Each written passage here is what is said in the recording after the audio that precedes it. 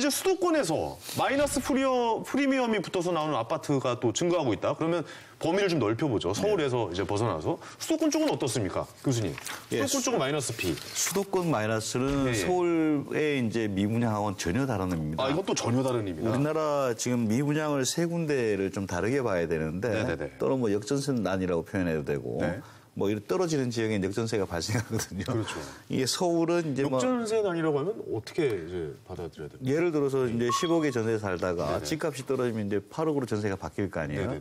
그러면은 이제 그 2억을 내줘야 되는데 또 그 돈이 없어가지고. 그렇죠. 이게 뭐 연쇄적으로 힘들어지고 뭐 그런 상황이 될 텐데 뭐 하여튼 집값이 떨어지면 미분양이 생기는데 서울은 아주 뭐 단기적이거나 단순간에 끝날 것이다. 지금 미분양도. 근데 수도권은 조금 달라요. 아, 그러니까 서울 쪽은 지금 이제 역전세난이나 미분양이 그렇게 길게 가지는 않을 것이다. 아주 단기간에. 그러니까 이게 뭐 잠실 쪽에 분양하는 아파트 그쪽 이제 얘기하는 거죠. 근데 수도권은 또 다른 얘기다. 수도권은 이제 뭐 분양 물량이 워낙 뭐 폭탄적으로 터진 데가 있습니다. 폭탄급으로. 그런 지역은 이제. 몇 세대 정도 되는 겁니까? 그러면? 아, 이거는 한 몇 세대가 아니고 몇십만 단위. 몇십만 단위입니까? 예. 10만 단위 이상, 10만 세대 이상씩 몰려있는 지역이 있어요. 아, 입주 폭탄이 있군요. 엄청나죠. 뭐 우리가 알고 있는 큰 신도시들은 뭐 웬만하면 한 10만 세대 가까이 가거든요. 아, 10만 세대요? 뭐 작은 것들은 한 3, 4만 세대지만은 그런 지역은 입주가 계속적으로 터지는데 과거엔 한 번 뭐 2, 3만 세대 들어와서 충격 주는 거하고 이 10만 세대가 계속적으로 충격 주는 건 좀 다른 의미예요. 그렇게 됐을 때는 그 지역은 좀 고민을 해야 된다. 그래서 마지막 최악의 경우는 뭐냐, 미분양 중에서 지방이에요. 지방 미분양은 집값도 빠지고 앞으로 좋아질 기미도 없고 뭐 하여튼 굉장히 총체적으로 얽혀 있습니다. 그래서 이제 이런 상황을 좀 다르게 보고 각각에 대해서 좀 다른 정책을 펴거나 해야 되는데 우리는 이제 다 이렇게 해서 니네들은 이제 다 죽었어 이렇게 하고 있으니까 밑에는 더 힘들어지고 이런 상황이죠. 야, 이게 그러면 수도권에서 그게 한번 터지면은 이게 연쇄적으로 옆에 아파트까지 다 다 터집니다. 다 터집니까? 역전세난이란 그러니까 가격 하락에 따라서 미분양이 생기고 전세가도 하락하거든요. 전세가도 하락하죠. 근데 그게 보게 되면은 5억짜리 집이 이제 원래 3억의 전세를 줬는데 아파트가 터지니까 2억이 되는 거예요. 그럼 이제 단순히 이 아파트만 터지는 게 아니고 주변이 다 초토화되는 거예요. 아, 주변이 초토화되는 거예요. 그럼 이제 집주인이 뭐 돈을 잃고 여기에 대해서는 큰 문제가 아니지만은 이 세입자는 이 돈을 받아서 옆으로 이사가고 해야 되는데 이 연쇄고리가 다 깨지는 거예요. 그래서 서민이 더 어려워지는 거죠. 아, 오히려 이렇게 부동산이 활발하게 거래가 안 되고 이 상황에 서민이 더 어려워질 수 있는 상황일 수 있다. 왜냐하면 전세 금액을 못 돌려받고 다른 집으로 가야 되는데 못 가게 되고 이런 상황이 여러 개 이렇게 맞물려서 돌아가고 있는 상황이다. 라고 보시는군요. 아니, 그러면 신도시가 이제 또 들어온다고 하잖아요. 그럼 그건 또 어떻게 보면 불난 집에다가 그냥 기름 붓는 격이 되는 겁니까? 근데 이제 신도시가 워낙 차이가 많습니다.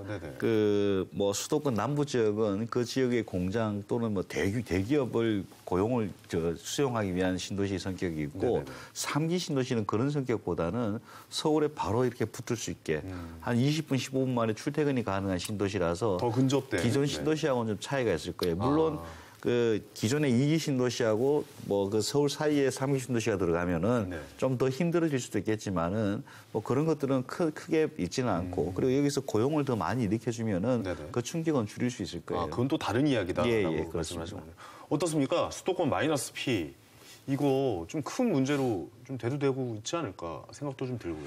일단 근데 수도권의 마이너스 피가 나오는 건 제가 봤을 때는 이제 당연한 수순 같아요. 당연한 수순이다. 왜 그러냐면 이제 결국은 부동산이라는 게 뭐 정책에 의해서 바뀔 수도 있고 뭐 하기도 있기는 한데 수요 공급에 따라서 움직이잖아요. 그리고 또 한 가지 봐야 될 게 부동산은 우리나라가 이제 후분양 제도를 갖고 있지 않잖아요. 선분양 제도를 갖고 있고 그러다 보니까 사실 경기가 나쁠 때는 공급이 줄어들 수밖에 없고 경기가 좋을 때는 사실 많이 늘어나게 되는 상황인데 한 2014년도부터 사실 부동산 경기가 어느 정도 이제 올라오기 시작하면서 사실 지금 입주하는 것들이나 이런 것들이 사실 그러니까 좀 경기가 호경기 때 좀 사실 분양이 된 거거든요. 그러다 보니까 그게 이제 계속적으로 이어져야 이것들도 사람들이 계속 사고 막 이랬을 텐데 이제는 막상 경기도 좀 어느 정도 꺾이고 전세도 이동하지도 않고 이러는 상황에서 물량까지 많이 나와버리니 그러니까 그 지역에 따라서 물량이 그러니까 전체적인 물량이 많다 보기보다는 그 지역적인 따라서 그러니까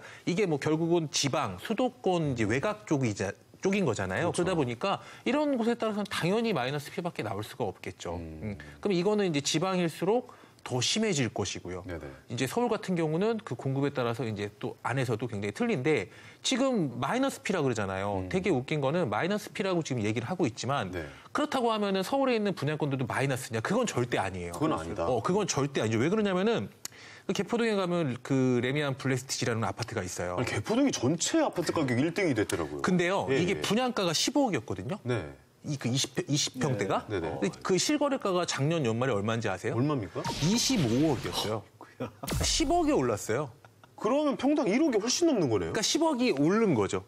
네. 27평인가 27평인가 9평인가 그럴 거예요 아마. 네. 이게 진짜 그 자체가 롯데 아파트네요. 네, 그러니까 결국은 되는 곳은 이렇게 계속적으로 금액이 지방과 격차를 벌일 것이다. 그러니까 결국은 놀랍다. 분양권 시장 전체를 이렇게 보면 안 되는 거고 네네네. 이것도 내년 3월이면 이제 분양권 시장이 당분간은 없어질 거예요. 그러니까 이게 케이스 바이 케이스다, 뭐 약간 그렇죠. 뭐 쉽게 얘기해서 뭐 건 바이 건이다, 뭐 이런 식으로 좀 받아들여야 되는 거고. 그러니까 이것도 근데 이거는 차액이 한 10억 정도지만 사실 지역에 따라서는 또 되게 틀려요. 또 어떤 데는 뭐 한 3억, 어떤 데는 2억, 어떤 데는 한 4억, 뭐 이런 식으로 주로 서울권에 있는 것들은 대부분 다 그 정도 차이. 그러니까 아까 얘기한 거기는 비싸서 안 된 거다. 비싸서? 그 저쪽 네네. 쪽이군요. 이번에 미분양 난데. 네.